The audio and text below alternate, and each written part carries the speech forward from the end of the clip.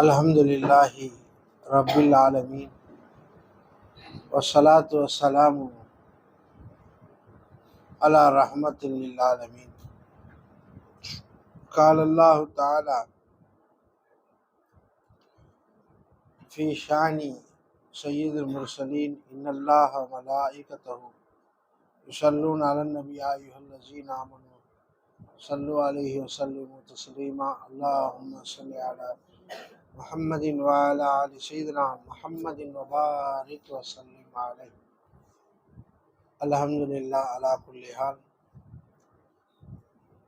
உஸ்தாத்மார்களே, பெரியவர்களே, மாணவ கண்மணிகளே, நம் அனைவர்கள் மீதும் அல்லாஹுடைய சகீனத்தும்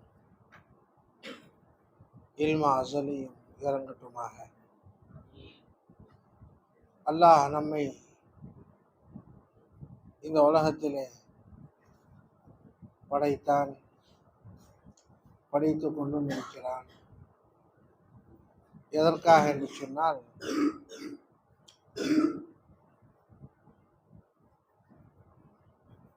அல்லாஹுடைய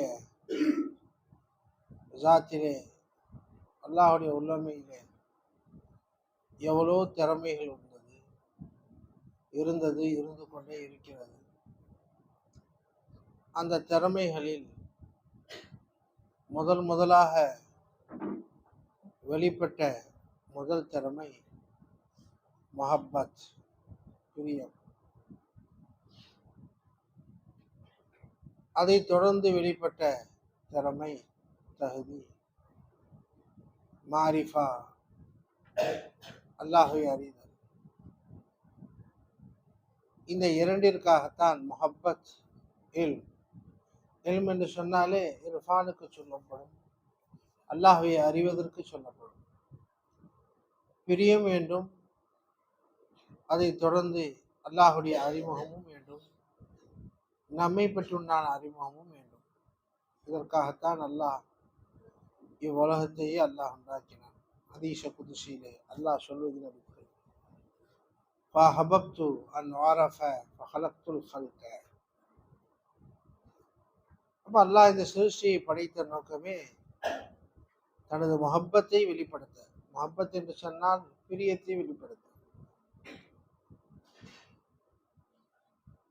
அதேபோல் தான் அறியப்படுவதற்காகவும் அல்லாஹ் இவ்வுலகத்தை அல்லாஹ் உண்டாக்கினார். அதே நோக்கம் நம்மிலும் வெளியானால் அல்லாஹுடைய வழிமுறையை, அல்லாஹுடைய சுன்னத்தை பின்பற்றியவர்களாக நாம் ஆகலாம். ஒரு மனிதன் மார்க்க ஞானத்தில் அவன் உச்சத்தை தொட வேண்டும் என்று சொன்னால் அவருக்கு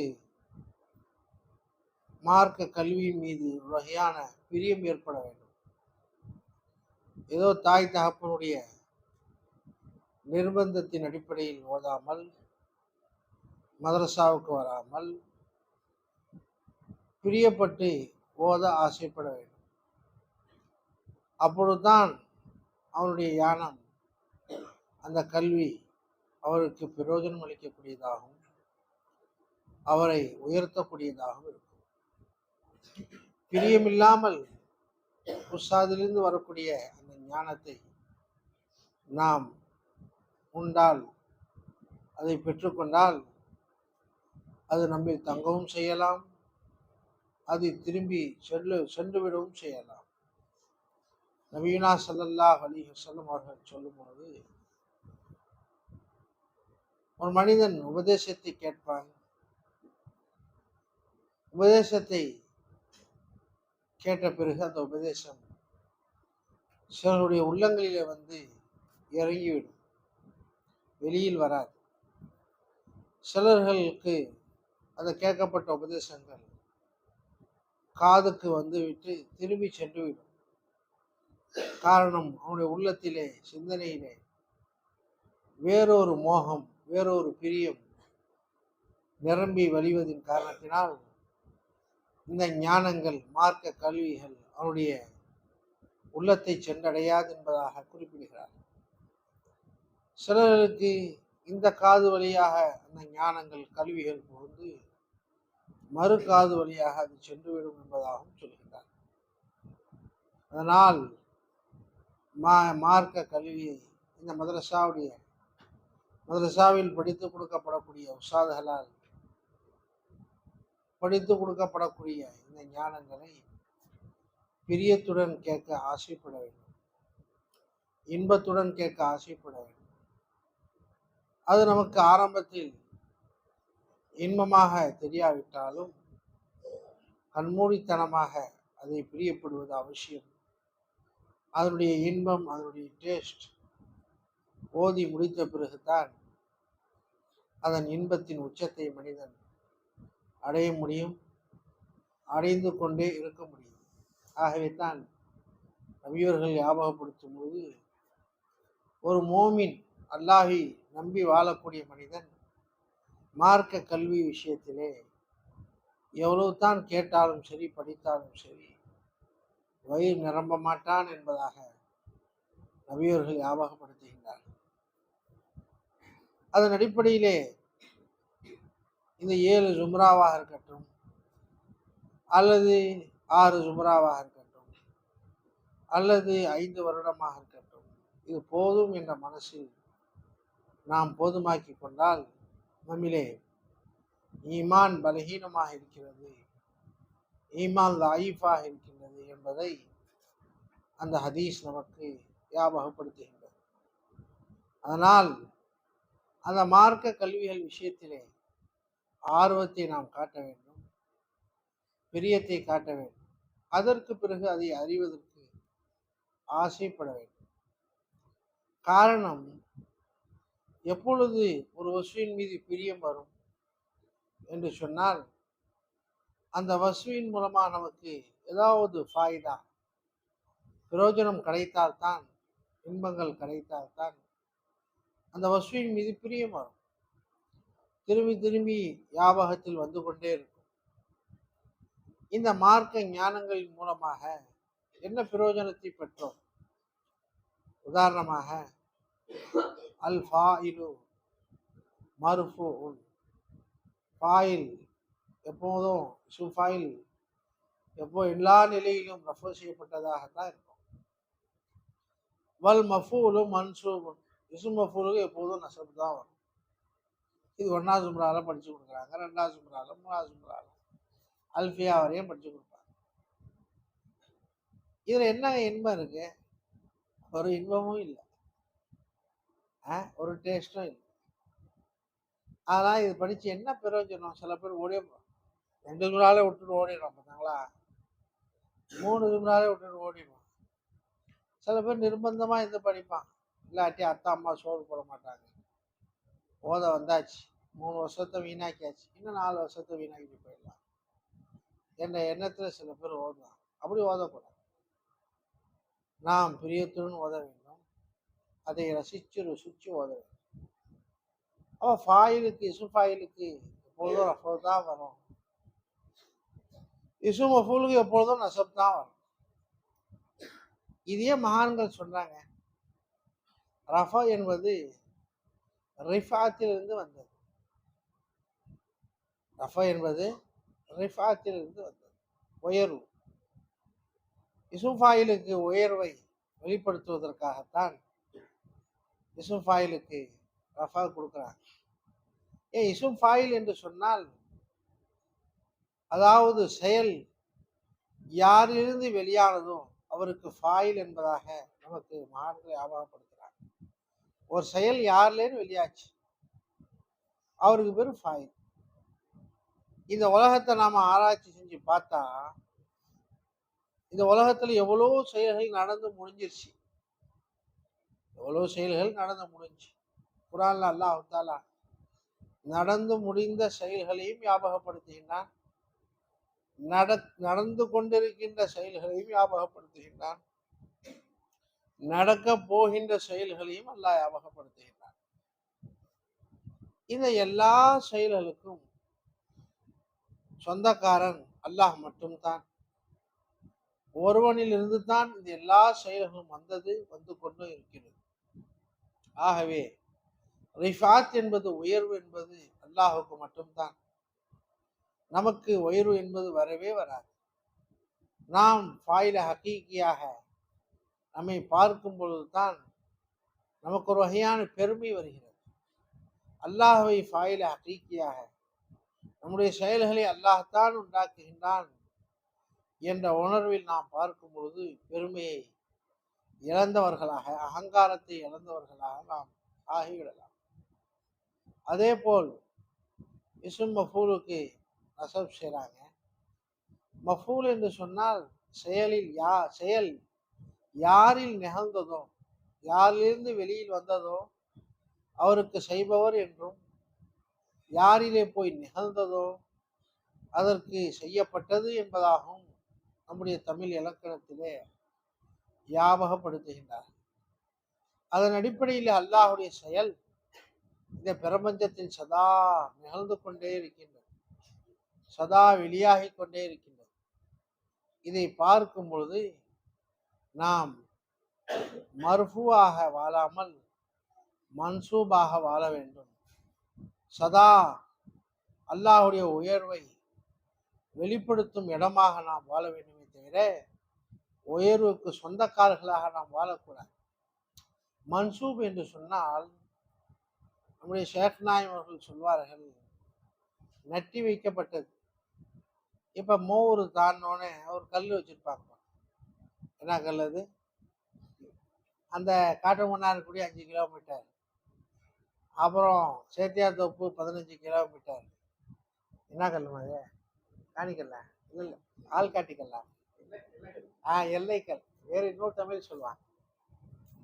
நல்ல தமிழ் சொல்லுவாங்க, எல்லைக்கல்.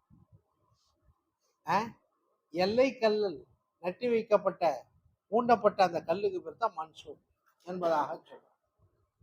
அல்லாஹ் தனது திருமறையில சொல்றான். நசபு என்ற வார்த்தை திரும்ப குரான்ல வருதா இல்லையா? ரஃப என்ற வார்த்தையாவது வருது.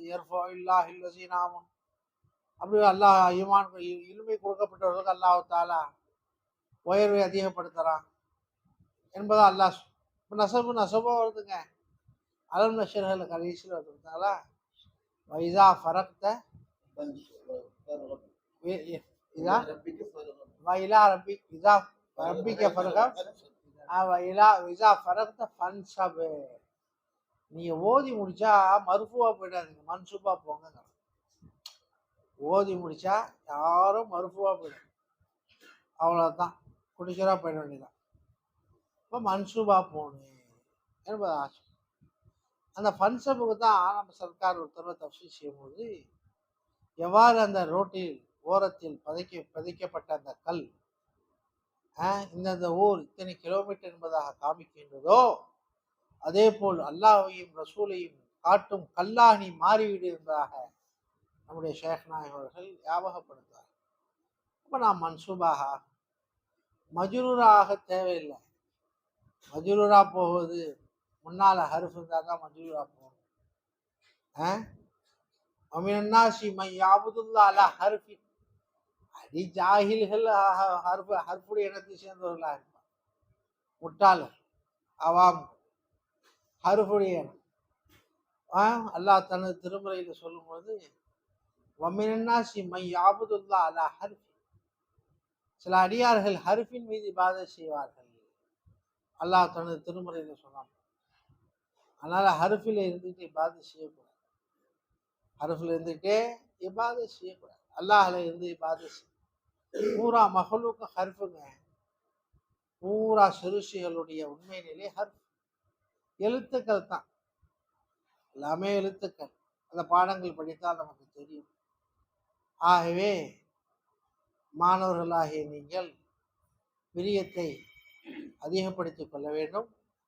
குறிப்பாக இல்மு நம்முடைய உள்ளத்திலே நுழைவதற்கு ஆக என்னதான் நீங்க பாடம் பார்த்தாலும் மனசுக்குள்ள ஏறாது. சில உஸ்தாது சொன்னது, சில உஸ்தாதுடைய அதாவது தத்ரீசுடைய அமைப்புகள் நமக்கு விளங்காது. என் பாடமே சில பேருக்கு விளங்காது. என் பாடம் சில பேருக்கு விளங்காது. அதன் அடிப்படையில் ஒவ்வொரு உஸ்தாதுக்கும் ஒரு ஒரு முறை அல்லாஹ் தாலா ஒரு தத்ரீப ஒரு கைஃபியாத் அல்லாஹ் கொடுத்துருக்கிறான். அது அந்த உஸ்தாதுடைய அமைப்புகளை அவர்கள் கையாளும் அமைப்புகளை குறை சொல்லாமல் நம்முடைய நஃப்ஸின் மீது நாம் குறை சொல்லி அந்த நஃப்ஸின் மீது குறையை கண்டு அதை ஏற்றுக்கொள்ள வேண்டும். என்றாலும் விளங்குவதற்கு நாம் கோஷிஷ் செய்ய வேண்டும், முயற்சி செய்ய வேண்டும். விளங்காத வரையிலும் நகரக்கூடாது. அல்லது விளங்கவில்லையே என்ற கவலையை நாம் அல்லாஹுக்கு முன்னால் வெளிப்படுத்தி கொண்டே இருக்க வேண்டும். அதே ஹுசனில் அதே கவலையில் தான் சித்திக் அக்பர் ரலியல்லாஹு அன்ஹு, துனியாவுடைய கவலை இல்லை, அவங்களுக்கு காசு பணம் இல்லைன்னு கவலை இல்லை, வீடு வாசல் இல்லைன்னு கவலை இல்லை, ஹுசனை இலாஹி அல்லாஹுடைய சஞ்சலத்திலே இருந்தாங்க. அந்த சஞ்சலத்தை அல்லாஹு தாலா நபியர்களை கொண்டு அல்லாஹு தாலா நிவர்த்தி செஞ்சான்.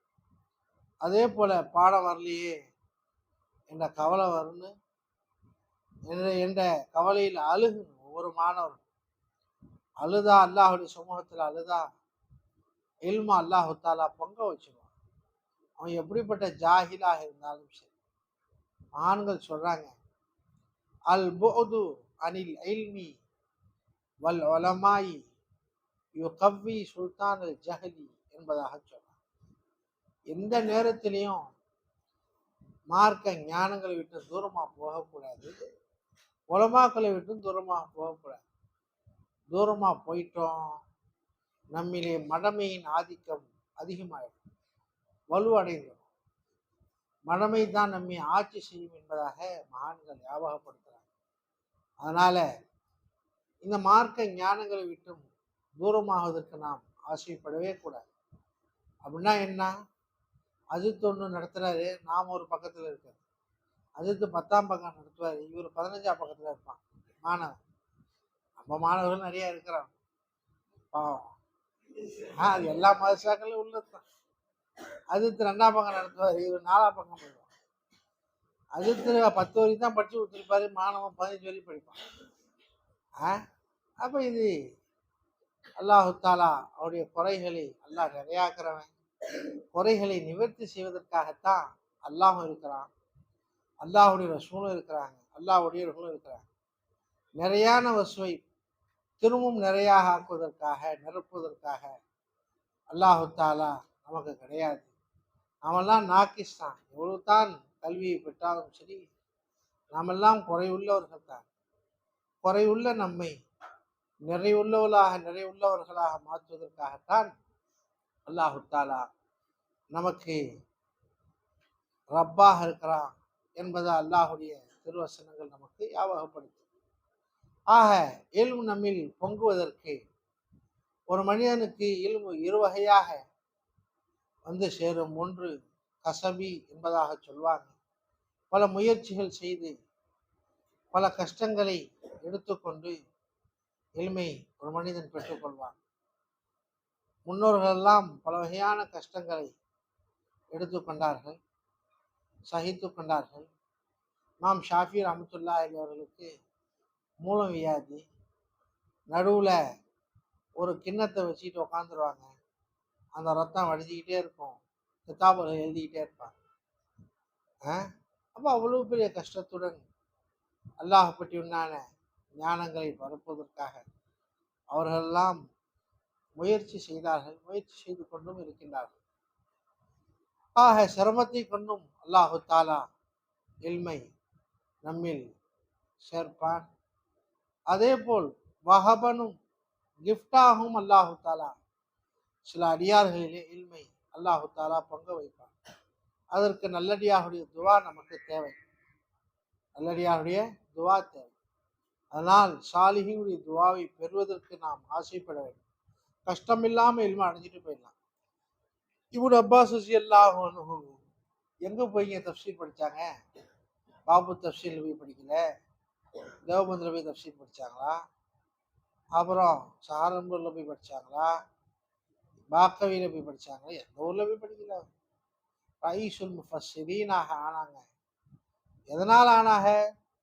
நபியர்களுக்கு தஹஜ்ஜுதுடைய நேரத்திலே உது செய்வதற்காக தண்ணி ஊற்றினாங்க. ரசூல்லா கை தூங்குறாங்க, துவா செஞ்சுட்டாங்க.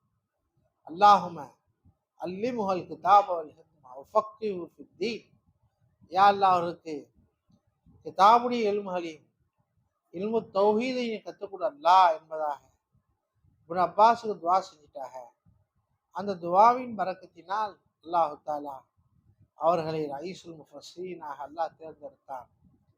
அதன் அடிப்படையிலே நல்லடியாருடைய துவாவையும் பெறுவதற்கு ஆசைப்பட வேண்டும்.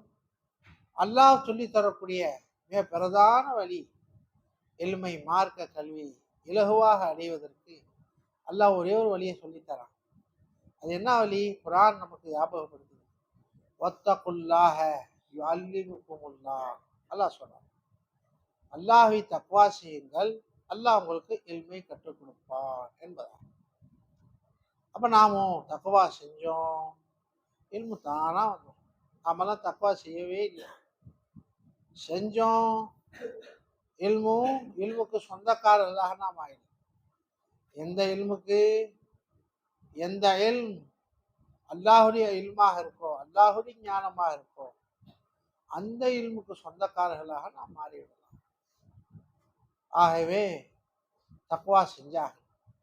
தக்வா என்று சொன்னாலே அல்லாஹுக்கு சொல்லால் செயலால் நிலைகளால் எது எது வருத்தத்தை உண்டாக்குமோ, ரசூலுக்கு எது எது வருத்தத்தை உண்டாக்குமோ அவைகளை விட்டும் நம்முடைய சொல்லை காப்பாற்றிக் கொள்ள வேண்டும், செயல்களை பாதுகாத்துக் கொள்ள வேண்டும், நம்முடைய பார்வைகளை பாதுகாத்துக் கொள்ள வேண்டும், நம்முடைய நிலைகளை பாதுகாத்துக் கொள்ள வேண்டும். இதை பாதுகாத்தோம், இந்த தக்வா செஞ்சோம், அல்லாஹு தாலா இல்முல பரக்காத்துகளை அல்லாஹ் தருவார். அந்த இல்ம் நம்மை சேர்ந்ததை போல் நம்மிலிருந்து பிறரையும் முன்னோக்கி அது செல்லும். இல்லாவிட்டால் நம்மோடு இருந்து அப்படியே காஞ்சி போடும்.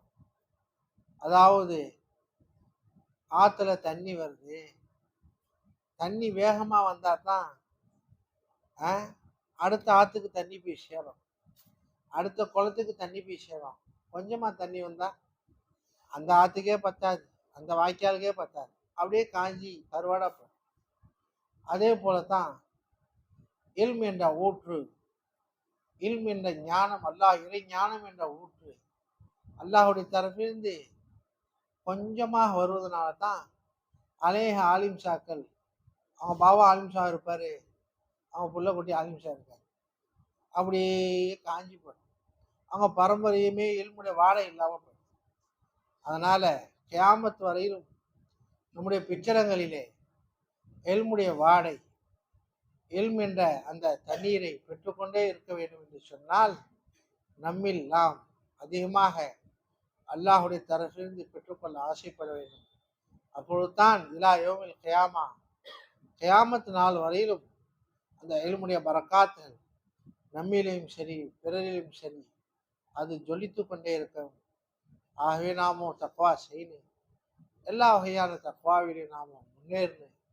குறிப்பாக உன்னை பேசுறதுக்கு முன்னாடி இந்த பேச்சு அல்லாஹ் விரும்புவானா விரும்ப மாட்டானா, ஒன்றை செய்வதற்கு முன்னால் இதை அல்லாஹ் விரும்புவானா விரும்ப மாட்டானா, ஒன்றை பார்ப்பதற்கு முன்னால் இதை அல்லாஹ் விரும்புவானா விரும்ப மாட்டானா என்பதாக யோசிச்சு நாம செஞ்சோம், அல்லாஹுடைய பயம் அதிகமாகிடும். அதுதான் அல்லாஹ் சொல்றான், இன்னமா யஹ்ஷல்லாஹ மின் இபாதிஹில் உலமா. ஆலிம்ஷா ஆலிம்ஷா என்று சொன்னாவே அல்லாஹ் சொல்லக்கூடிய ஆலிம்ஷா யாருடைய உள்ளத்தில் அல்லாஹுடைய ஹஷியத், அல்லாஹுடைய பயம் இருக்குதோ அவரு தான் உண்மையான ஆலிம்ஷா என்பதாக அல்லாஹும் சொல்றான். அல்லாஹு தாலாவிடம் நபியர்கள் துவா கேட்கிறாங்க, அல்லாஹ் விஜல் ஹுப்பக்க அஹப்பல் அஷியா இலைய. யா அல்லாஹ், உன் பிரியத்தை, உன்மேல் உள்ள பிரியத்தை எல்லா வசுக்களை விட என் பக்கம் மிக பிரியமான ஒரு வசுவாக உன் பிரியத்தை ஆக்கிவிட அல்லாஹ் என்பதாக கேட்கிறான். வஹஷியத்தக்க அஹ்வஃபல் அஷியா இந்தி. எல்லா வசுக்களில் எத்தனையோ வசுக்கள் நமக்கு பயமூட்டுகின்றது, எல்லா வசுக்களை விட அதிகம் பயமூட்டக்கூடியதாக உன் பயத்தை ஆக்கிவிட அல்லாஹ் என்பதாக நபீனா ஸல்லல்லாஹு அலைஹி வஸல்லம் தங்களுடைய துவாவில் ஞாபகப்படுத்துறாங்க. அதன் அடிப்படையில ஹஷியத்தும் நிரம்பி இருக்க வேண்டும், பயமும் நிரம்பி இருக்க வேண்டும். அல்லாஹ் இடத்துல நாம் என்ன பதில் சொல்வோம்? கியாமத்துல போய் என்ன பதில் சொல்லுவோம்? இங்க மறைச்சிட்டு போயிடலாம். நம்முடைய அயோக்கியத்தனத்தை, நம்முடைய அட்டூழியத்தை, நம்முடைய நஃப்சுடைய ஷர்கஷி என்பதாக சொல்லுவாங்க. அழிச்சாட்டியங்களை இங்க மறைச்சிட்டு போயிடலாம். கபூர்ல மறைக்க முடியாது, ஆக்கிரத்துல மறைக்க முடியாது. அதனால தான் தாலி முத்தல்லிம்ல கூட ஒரு ஹதீஸ் ஞாபகப்படுத்துவாங்க. வீணா ஸல்லல்லாஹு அலைஹி வஸல்லம் சொன்னதாக, அது ஞாபகம் இல்லை. அதாவது ஓதுற காலத்துல எவன் பேணுதல் இல்லாமல் வாழுகின்றானோ, எவன் பேணுதல் இல்லாமல் வாழ்கின்றானோ அவனா என்ன? இப்போ மாசால இப்போ ஃபேன் ஓடுது, தண்ணி ஓடுது, சாப்பாடுகள் உணவூட்டப்படுகிறது. நம்முடைய நாம் கட்டக்கூடிய காசிகள் கம்மியாக காசிகளை நாம் கட்டுகின்றோம், அதை விட அதிகமாக செலவாகின்றது. அல்லாஹு தாலா தருகிறான், செலவு செய்யப்படுகிறது.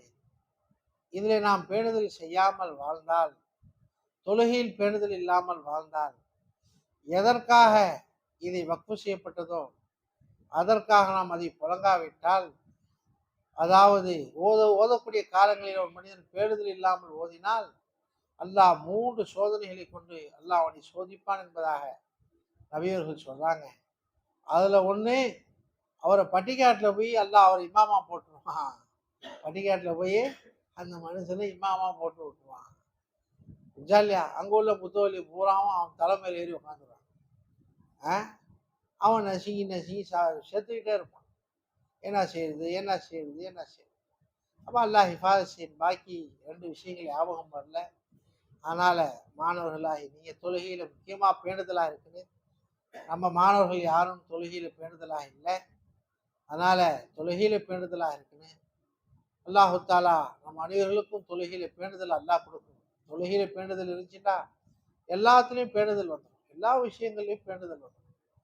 நம்முடைய சிந்தனைகள் எல்லாம் மிக கூர்மையானதா ஆகும்.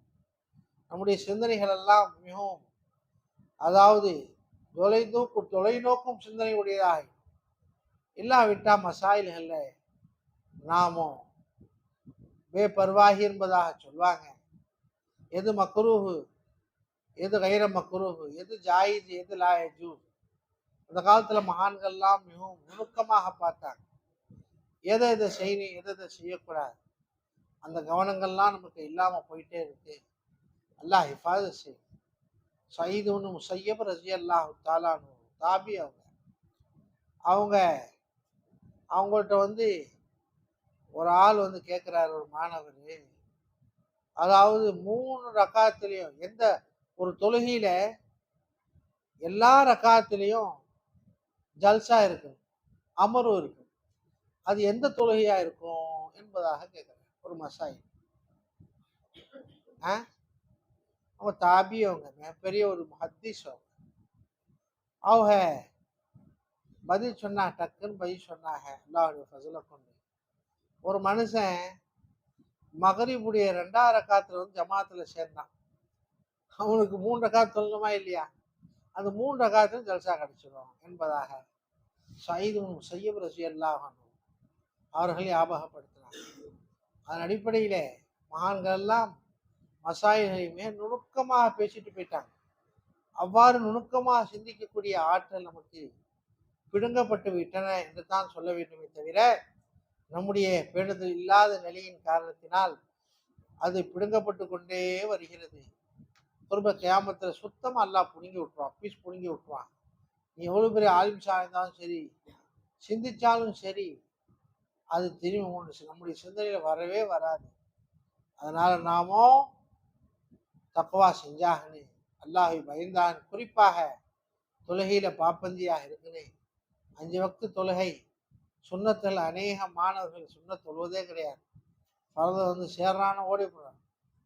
இப்படியே நாமும் சுண்ணத்துகளை தகாவன் செய்தால், அவமதித்தால், பரதை விடக்கூடிய ஒரு இக்கட்டான சூழ்நிலைக்கு நாம் உள்ளாக்கப்படுவோம். ஒரு பரதை விட்டால் எத்தனையோ வருஷம் நரகம் என்பதாக நபியுனா ஸல்லல்லாஹு அலைஹி வஸல்லம் சொல்றாங்க.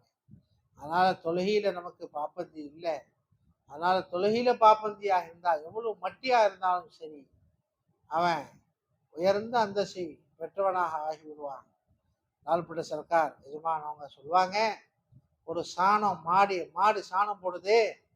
அந்த சாணத்தை அது காஞ்ச பிறகு அந்த சாணத்தை எடுக்கும்போது, வராட்டியா எடுக்கும்போது மண்ணு ஒட்டிக்கிட்டு வருது.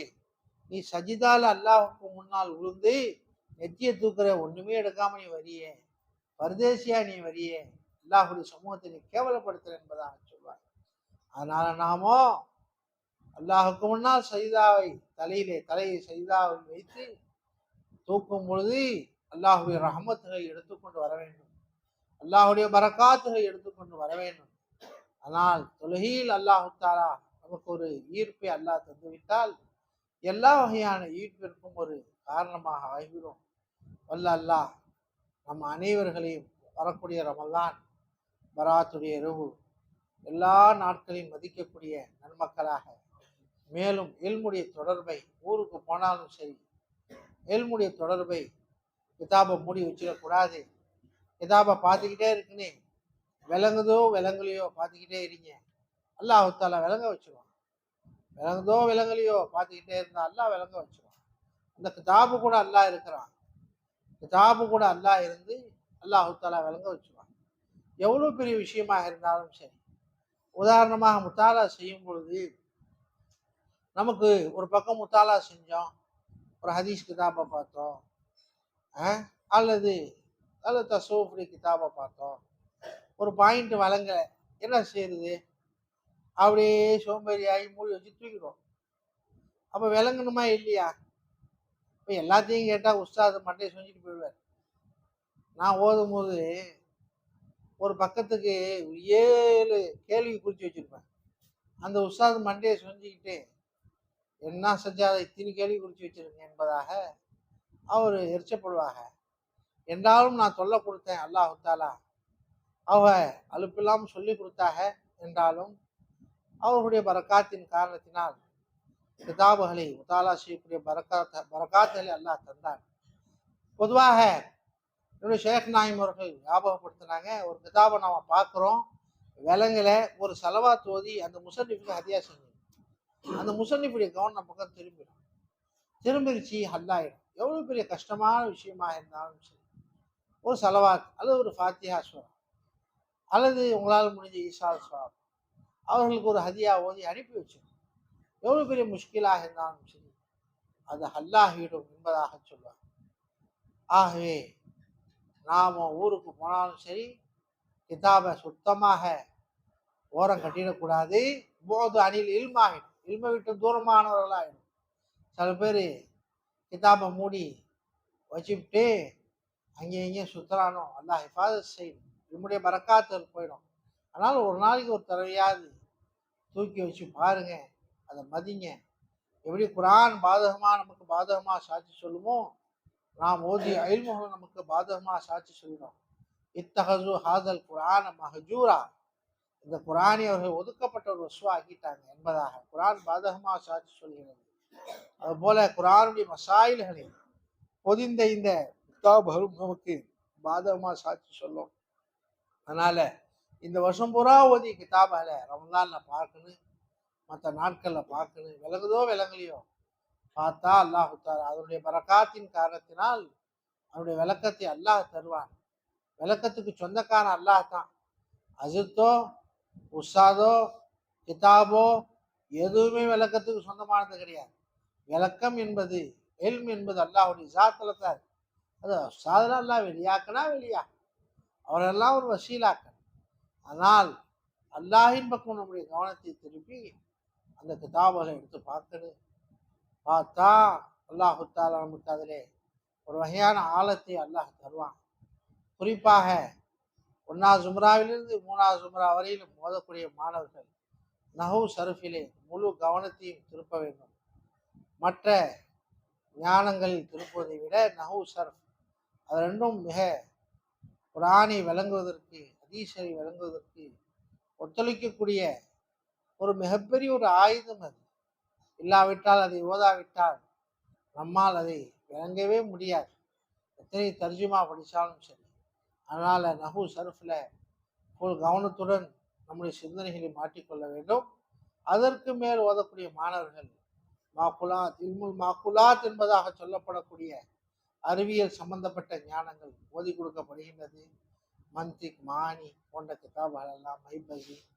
இதிலே நம்முடைய சிந்தனைகளை முழு முயற்சியுடன் முழு சிந்தனையுடன் நாம் அதிலே ஈடுபடுத்தினால் நம்முடைய ஜிஹனிலே ஒரு வகையான உஷாத் ஏற்படும்.